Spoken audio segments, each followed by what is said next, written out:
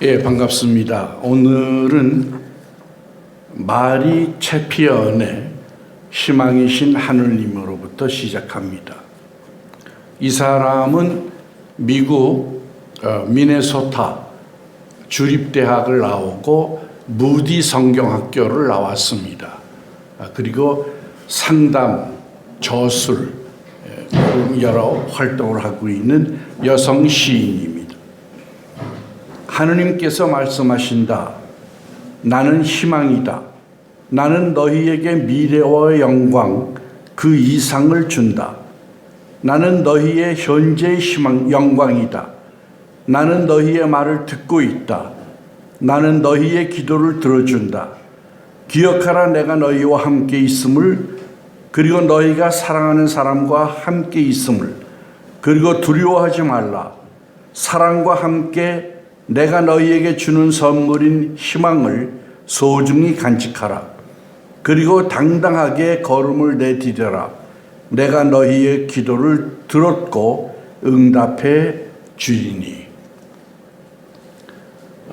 예수님이 베다니의 마을에 가셔서 그 나사로가 죽었을 때에 살려주시죠. 그때의 나사로는 이미 무덤에 안치된 상태인데 마리아가 뛰어나와서 예수님을 뵈면서 하는 말이 있습니다.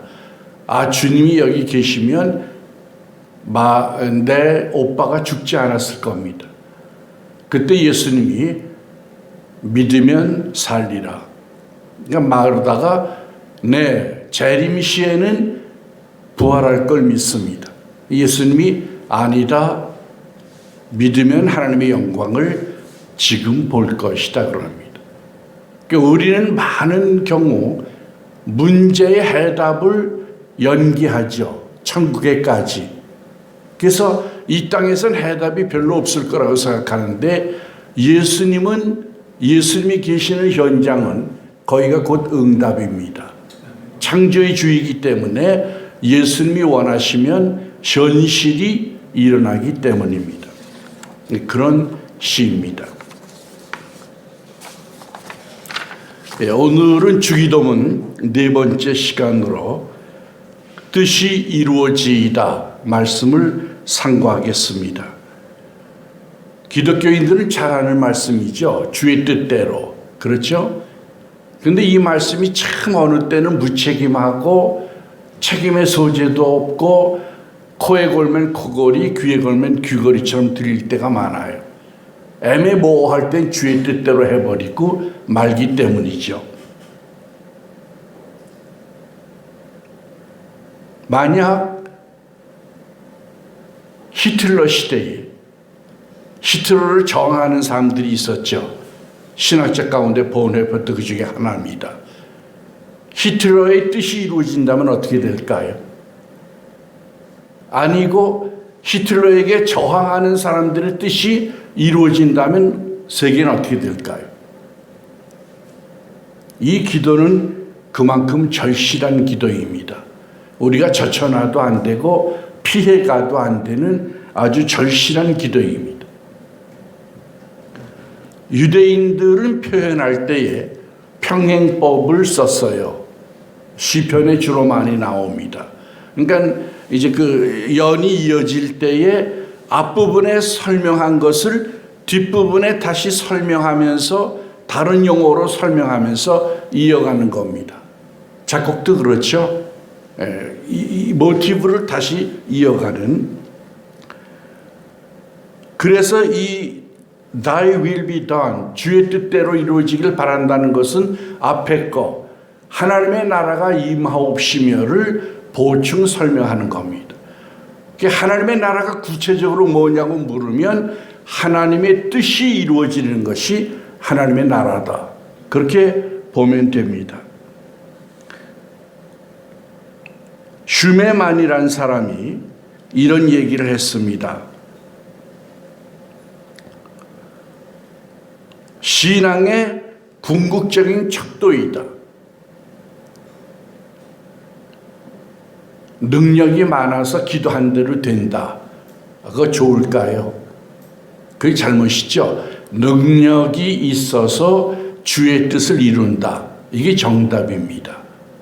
그러니까 어떤 경건의 능력이 있어가지고 자기가 원하는 대로 막 현실이 오면은 그 기적이죠.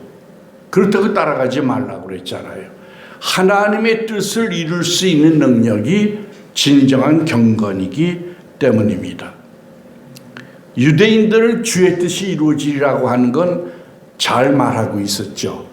그 유대인들이 말할 땐 이 의미는 실생활의 변화를 많이 얘기합니다.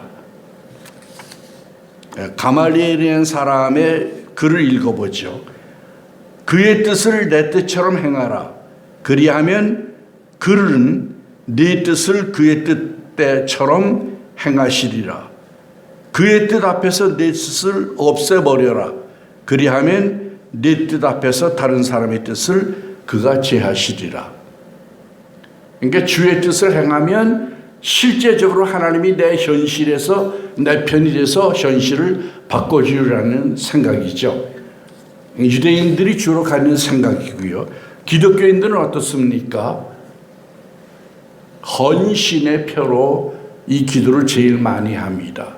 주의 뜻대로 이루어지다라고 하는 건 인생의 마지막 질문, 내가 뭘 위해 살까? 그 헌신의 표로 많이 사용합니다.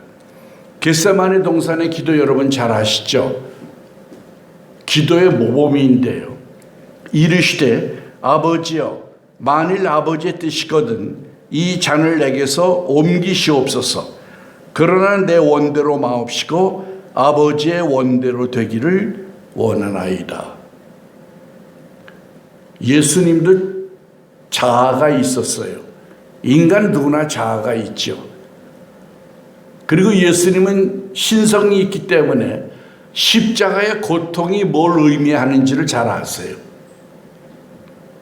신성이 없는 보통 사람도 잘 알죠.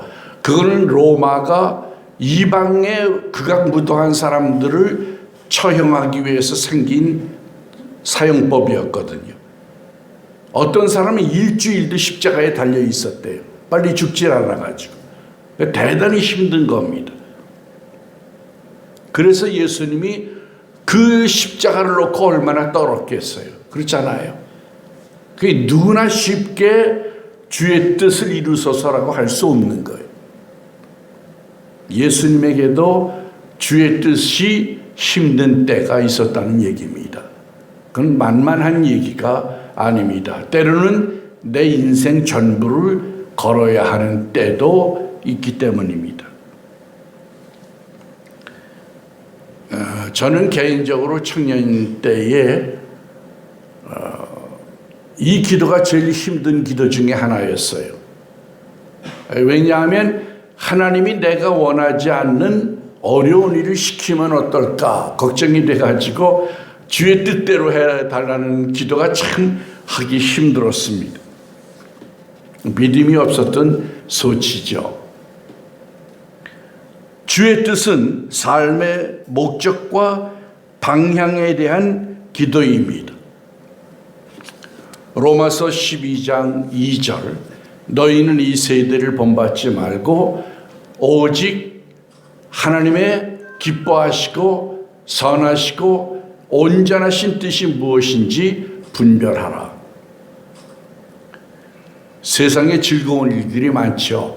젊은이들 문만 나서면 즐거운 거잖아요. 컴퓨터 게임으로부터 시작해서 얼마나 많아요. 그거 다 따라가면은 세상에 살면 세상을 닮잖아요. 그 세상 다 따라가다 보면 인생을 스포일하고 마는 거예요. 그래서 정신이 들었을 때 하나님의 뜻을 분별해야 합니다. 뭐가 진짜인가? 그걸 분별해야 합니다. 종교적 이기주의가 있죠. 주소서 내 뜻대로 되소서. 그게 종교적 이기주의예요. 하나님을 빙자해서 자신의 뜻을 펴나가는 겁니다. 그러나 기독교는 하나님의 뜻을 간구하는 겁니다. 니체는 인간의 본질은 힘을 사랑하는, 힘을 요구하는 의지라고 그랬어요. 아까도 말씀드렸듯이 삶이라고 하는 것은 여러 사람들의 의지가 뒤엉켜 있어요. 예를 들면 가정에서 아버지의 의지와 어머니의 의지가 다를 수 있어요. 그렇죠? 그때 누구의 의지가 이루어지느냐, 이건 아주 중요한 문제입니다. 그 가정이 행복할 수도 있고 설 수도 있고 패할 수도 있어요. 그만큼 의지라고 하는 게 중요합니다. 히브리인에게는 의지의 개념은 뜻만이 아니고 거기 지성과 감성이 함께 들어있는 그런 개념으로 썼어요. 그러니까 내 뜻을 다하여 하나님의 사랑하라는 건 지식과 감정과 전인적으로 하나님을 사랑하라는 표현입니다.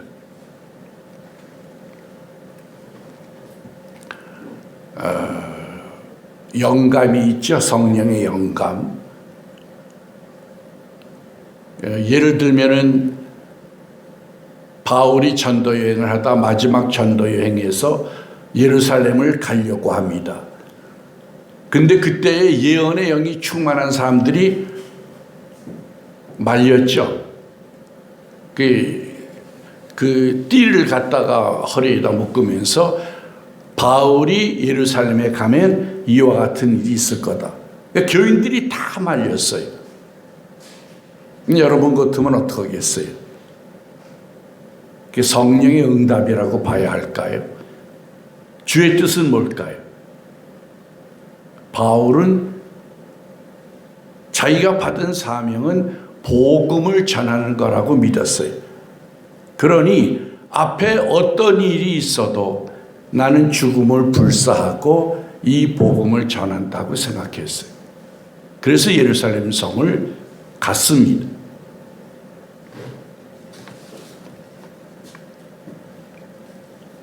진짜의 신앙은 좁은 길입니다. 내 뜻만 요구하면 나는 하나님께는 필요 없는 존재가 되고 맙니다. 주의 뜻을 구하는 것은 순종의 도입니다. 성경은 베드로전서 1장 14절 너희가 순종하는 자식처럼 전에 알지 못할 때에 따르던 너희 사욕을 본받지 말라 그랬습니다. 그리스도인들의 표현이 뭡니까? 별명이 순종하는 자들이에요. 순종하는 자들. 이 순종이라고 하는 윤리적인 덕목을 현대에 와서 반대하는 사람들이 있죠. 왜냐하면 현대는 이게 항거하는 시대잖아요. 반대도 할 수 있고. 그러니까 순종하면은 꼭 연약한 대명사처럼 들리죠. 그래서 정치인들이 백성을 다스리기 위해서 만들어낸 덕목이다. 그렇게 해서 얘기하는 사람들이 있어요. 그러나 성경은 순종을 하나님께 순종의 개념으로 씁니다. 나는 당신에게 항복합니다. 그렇죠? 내 모든 것을 주께 바친다는 번역으로 되어 있죠. 한국에. 그게 순종이에요. 하나님 앞에서 내 뜻을 접어놓는 것. 그러면 어떻게 될까요? 내게 손해일까요? 아니죠.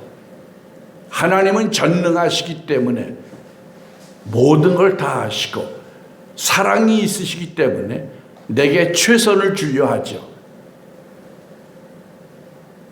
그러니까 하나님이 원하는 거하고 나하고 대비가 될 때는 언제나 즐겁게 하나님의 편에 서야 합니다. 이제 메시지를 생각해 보겠습니다. 이 누가복음에도 주기도면이 나오는데요. 누가복음에는 내 주의 뜻이 이루어지다가 생략되어 있어요. 어느 게 원문에 더 가까운지를 모르죠. 일반적으로 신학을 하는 사람들은 원문을 가리는데 긴 문장과 짧은 문장이 있으면 짧은 문장을 원문으로 봅니다. 그리고 그걸 해석하기 위해서 추가에 덧붙인 것으로 길어졌다고 일반적으로 봅니다. 그러니까 아마 초대교회 때에 그 하나님의 나라가 임해달라고 하는 기도를 세부적으로 설명하기 위해서 빠졌던 말씀을 덧붙이지 않았을까, 그렇게 볼 수도 있겠어요. 우리 기도의 90%는 내 뜻을 구하는 겁니다. 그렇죠? 여기에서가 중심이죠. 그러나 하나님의 뜻은 천국을 겨냥하고 있습니다. 하나님의 목표는 천국에 있어요. 여기가 아니에요. 신앙의 사춘기가 있죠. 하나님께 반항하는 시절이에요. 인류의 역사는 하나님이 창조하고 세상 그 모든 아름다운 걸 다 줬는데도 끊임없이 하나님께 반역해 왔죠. 신앙의 사춘기, 하나님께 반항하는 시기, 그때를 잘 넘겨야 합니다. 왜냐하면 많은 경우 자신이 잘못해놓고 하나님이 책임이라고 생각하기 때문에 반항하는 거예요. 하나님은 한 번도 우리를 무시한 적도, 그리고 사랑하지 않은 적도 없습니다. 여기에 너무 연연하지 마세요. 여기는 요한계시록에 보면 지나갔다 그랬어요. 다 지나갈 거예요. 지나갈 거. 그 1년만 참았으면 될 걸. 그런 일 많죠. 일생에서 1년 잘못해가지고 평생 잘못 가는 길도 있잖아요.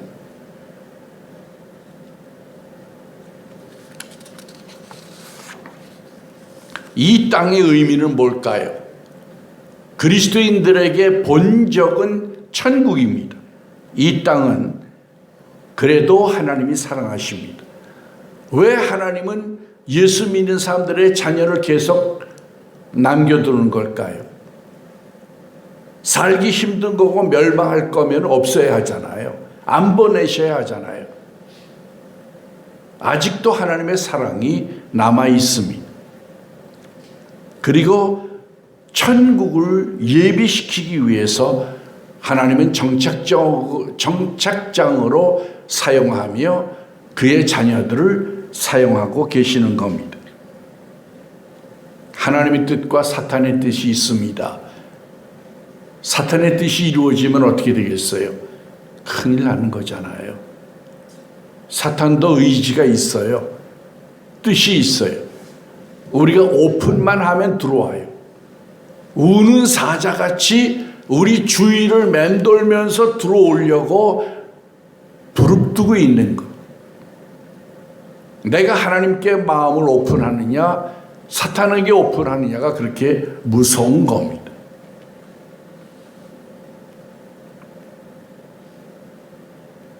예수님께서 어려운 것이 하나님의 뜻입니다. 그러므로 우리들도 예수님처럼 어려운 결단을 할 때는 해야 할 겁니다. 도마가 그랬죠.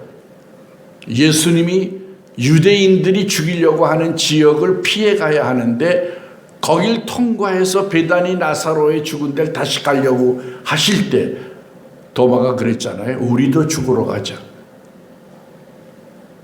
그 정도의 각오가 없이는 신앙의 길은 힘들 수도 있다, 그 얘기예요. 하나님이 특별한 경우가 아니면 안 죽여요. 선교의 사명이 있지 않으면 왜 죽이시겠어요? 그렇잖아요. 그러나 그 정도의 각오가 있어야 할 수 있는 일이라 그 얘기입니다. 로마서 8장 27절, 마음을 살피시는 이가 성령의 생각을 아시나니 이는 성령이 하나님의 뜻대로 성도를 위하여 간구하심이니라. 그러니까 하나님의 뜻은 어떻게 압니까? 두 개의 잣대가 있어요. 성경으로 뽑힐 때에 많은 후보들이 있었죠. 66권 말고. 그 성경은 66권을 만들고 뭐라고 불렀냐면 정경이라고 불렀어요. 정경. 그게 캐논이란 말인데 그건 자라는 거예요. 자. 길이를 재는 자.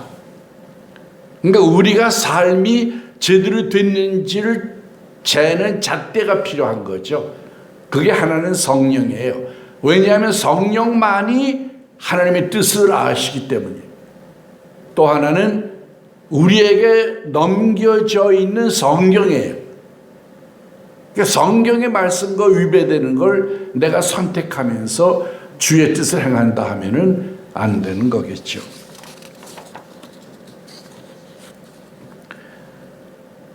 요한복음 10장 37절입니다. 만일 내가 아버지의 일을 행하지 아니하거든 나를 믿지 말려니와. 우리가 헌신한 사람들로서, 하나님을 믿는 사람들로서 하나님의 일을 해야 되죠. 하나님의 일. 그게 하나님의 뜻입니다. 일반적으로 이사야 55장 8절, 내 생각은 너희 생각과 다르고 내 길은 너희 길과 다르다. 대개의 경우 달라요. 그래서 잘 가려야 합니다. 육으로 구하지 말고 영으로 구해야 합니다. 내 필요 이전에 하나님의 필요를 생각해야 합니다. 내 필요가 중하면 하나님이 안 보여요. 그렇죠? 취직이다. 예를 들어서 이게 지금 굶어 죽을 지경이거든요. 그러면 먼저 하나님의 나라를 구하라는 말씀이 안 들어오잖아요. 정신이 없죠. 그때 깨어 있어야 하는 거예요. 깨어 있으라는 말을 많이 하죠. 워치타워가 이단들이 잘못 사용하는데요. 너무 좋은 개념이에요. 늘 깨어 있으라는 거예요. 잠자는 상태가 아니고, 그 깨어 있다고 하는 것은 늘 기도하라는 의미예요. 늘 기도해야 하나님의 영감과 하나님의 분별력이 오기 때문에. 근데 기도하지 않고는 하나님의 뜻을 찾을 수가 없습니다. 솔로몬이 하나님께 지혜를 받았죠. 전 세계가 인정할 정도의 지혜를 받았어요. 그런데 그 솔로몬이 그걸 어떻게 받았습니까? 다윗이 하나님 앞에 자기는 궁전에 살면서 하나님의 법궤는 텐트에 있는 걸 생각하고 하나님도 성전을 지어드리고 싶었어요. 근데 하나님이 너는 안 된다고 그랬어요. 왜냐하면 성전은 평화의 전당인데 너는 전쟁을 하니라고 너무 피를 많이 흘렸기 때문에 내 손은 안 된다. 그 대신 내 아들이 짓게 하겠다. 그래서 다윗이 재료를 전부 모았어요. 최고급으로 성전을 지을 재료들을 모아놓고 이제 아들 때에 성전을 드디어 완성했습니다. 그리고 일천 번제를 하나님 앞에 드렸죠. 그때에 하나님이 이제 물으시는 거예요. 하나님이 기분이 좋으셨죠. 하나님이 내게 뭘 해줄까? 그랬더니 솔로몬이 하나님의 백성을 내게 맡기셨는데 내가 이 일을 수행하기 위해선 지혜가 필요합니다. 열국의 왕 같았으면 어떨까요? 일반적으로 왕에게 필요한 게 뭐예요? 권력, 그렇죠? 안정, 재산, 그런 거잖아요. 근데 하나님의 백성을 내게 맡기셨으니 내가 이 일을 감당하기 위해서 제일 필요한 게 지혜입니다. 그 기도가 하나님 마음에 들었다고 그랬어요. 그래서 하나님이 지혜와 함께 부귀까지 다 주신 겁니다. 주의 뜻을 행하면 나머지도 먼저 그의 나라와 그의 의를 구하라. 그리하면 필요한 것들이 다 오는 겁니다. 선지자들은 하나님의 뜻이 새하늘과 새 땅이 이루어질 것을 예언했습니다. 예수님 오시기 700~800년 전의 일이에요. 그게 쉬울까요? 성령의 영감이 아니고는 절대 가능하지 않은 일입니다. 생각할 수가 없는 일이에요.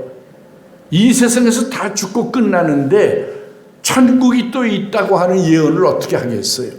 뭐에 근거하여서 하겠어요? 이사야 40장 3절에서 4절에서 5절입니다. 골짜기마다 도두어지며 산마다 언덕마다 낮아지며 고르지 못한 것이 평탄하게 되며 험한 곳이 평지가 될 것이요 여호와의 영광이 나타나고 모든 육체가 그것을 함께 보리라. 평생 소원이 여호와의 영광 보는 거잖아요. 피조물인 인간이. 그렇죠? 하나님이 그걸 이루시겠다는 거예요. 이 비전이 예수님 오시기 700~800년 전에 선지자들에게 임한 겁니다. 주의 뜻이 바로 그거예요. 주의 뜻이 서로 사랑하며 살고 행복하게 살고 오늘 시에서처럼 죽어서 천국 가서 천당이 아니고 여기서 예수 믿을 때 천국이 이루어지는 이벤트가 생기는 거예요. 그게 바로 복음입니다. 공중 권세를 잡고 있는 악의 의지를 없애버려야 합니다. 하나님의 뜻은 향상된 영성이나 믿음이 조금 더 좋아졌어. 도덕이나 규범이 높아지는 거나 신학이 아닙니다. 하나님의 뜻은 실제입니다. 그리고 회복이고 위로입니다. 하나님의 뜻은 예수님을 통하여 이루어집니다. 그러므로 만물이 예수님 앞에 복종하게 된다고 그랬습니다. 고린도전서 15장 28절 만물을 그에게 복종하게 하실 때에는 아들 자신도 그때에 만물을 자기에게 복종하게 하신 이에게 복종하게 되리니 이는 하나님의 만유의 주로서 만유 안에 계시려 함이라. 만유의 주, 그가 하나님이십니다. 이제 결론을 말씀드립니다. 내 뜻 이전에 하나님의 뜻을 찾아야 합니다. 아무리 상황이 급해도 길을 제대로 가야 합니다. 버클레이는 십자가를 바라본 사람은 누구나 하나님의 사랑을 의심할 수 없다고 그랬습니다. 그렇죠? 이 주기도는 예수님의 사명에서 비롯된 기도입니다. 그러므로 우리도 신자의 단계에서 사명자의 단계가 되기를 원한다면 꼭 여러분이 5대1을 받아서 목사가 되는 얘기는 아니에요. 평신도의 역할이 너무 중요하잖아요. 자기가 하나님의 뜻을 행하고 싶다면 우리는 이 주기도문을 드려야 할 것입니다. 교회는 하나님 나라를 위한 에이전트입니다. 하나님의 뜻은 기도로만 이루는 게 아니라 몸으로 이루어야 합니다. 옛날에는 생각이 많이 중요했죠. 근데 현대는 행동이 중요하잖아요. 뛰면서 생각해야 돼요. 급하고 많은 일을 해야 되고 여러 가지 일을 해야 되고 시간이 없지 않습니까? 우리는 인생의 처음과 끝을 묵상해야 합니다. 영원히 살 것처럼 살아도 안 되고 오늘이 전부인 것처럼 살아도 안 됩니다. 시작과 끝을 볼 줄 아는 시각이 있어야 합니다. 그게 신앙입니다. 시편 40편 8절 나의 하나님이여 내가 주의 뜻 행하기를 즐기오니 주의 법이 나의 심중에 있나이다. 하나님의 뜻 행하는 것이 우리의 즐거움이 되어야 합니다. 요한복음 6장 38절 내가 하늘에서 내려온 것은 내 뜻을 행하려 함이 아니요 나를 보내신 이의 뜻을 행하려 함이니라. 우리가 주의 뜻 행하지 않고도 기적도 행할 수 있고 구제도 할 수 있어요. 그러나 주의 뜻이 아니면 그건 무의미합니다. 우리는 왜 삽니까? 인생이 수고라고 그러잖아요. 레이버, 짐을 지고 살아요. 왜 삽니까? 그리스도를 위하여 땀을 흘려야 할 것입니다. 하나님은 특별한 경우가 아니면 강권하지 않으세요. 이게 지금 주의 뜻을 얘기할 때 인간의 자유의지가 말살된 게 아니냐 그렇게 생각하기 쉬운데요. 특별한 경우 성경 같으면 바울이 지금 예수 믿는 사람들을 죽이는 것이 하나님을 잘 믿는 거라고 생각했거든요. 바리새인의 입장에서 보면 그렇잖아요. 그래가지고 물불 가리지 않고 아예 제1번으로 제1인자가 돼서 그 일을 한 거예요. 근데 하나님이 그의 믿음을 보신 것 같아요. 방향은 잘못됐지만 어쨌든 하나님의 믿음을 보고 정반대로 바꿔놓잖아요. 이건 하나님의 강권적인 역사가 아니면 그가 진리의 길을 갈 수가 없죠. 요나의 경우도 그렇죠. 니느웨 성, 그때 아주 이스라엘의 적국이거든요. 그 이스라엘 사람들만 선택됐다고 믿는데 자기 적국에 가서 회개를 외치라고 하니까 그 가기가 싫잖아요. 복음 전하기도 싫고요. 싫은 거예요. 그게 도망갔잖아요. 근데 하나님은 온 인류를 품으신 하나님이잖아요. 요나가 가지 않으면 안 되는 거예요. 이런 특별한 경우에는 강권적으로 역사하시지만 하나님의 뜻은 우리 안에 심겨져 있습니다. 내 안에 음성을 들어야 합니다. 내가 할 수 없는 거 요구하지 않으시고 내게 주지 않은 거 요구하지 않으십니다.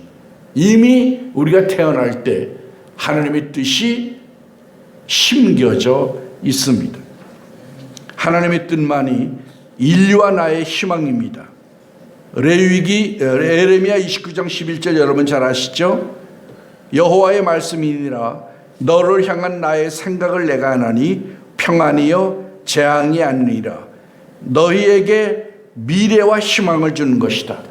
하나님의 뜻이 무슨 사지로 끌려가는 것처럼 생각하면 안 돼요. 우리가 잘되게 하는 게 하나님의 뜻입니다. 최선입니다. 최상의 정답입니다. 하나님의 주권의 통치가 이루어지기를 바라는 것이며 자신을 맡기는 것이요. 그리고 제가 여기 있습니다. 부르심에 응답하는 겁니다. 신앙의 목표가 뭡니까?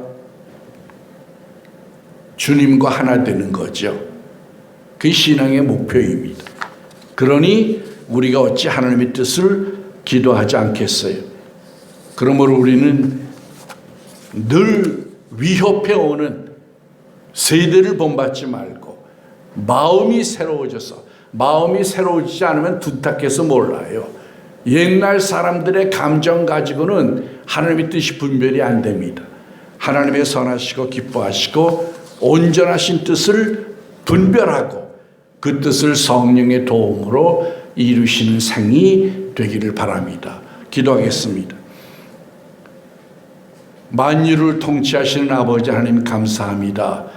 저희를 사랑하셔서 이 세상에 보내시고 아버지의 사명과 관심과 애절한 뜻이 있으신 줄 아는데 우리가 매 순간순간마다 하나님의 뜻을 분별할 수 있는 마음의 변화와 성령의 감동을 그리고 성경의 지식을 주셔서 우리가 바로 판단하여 하나님의 영광을 돌릴 수 있게 하여 주시옵소서.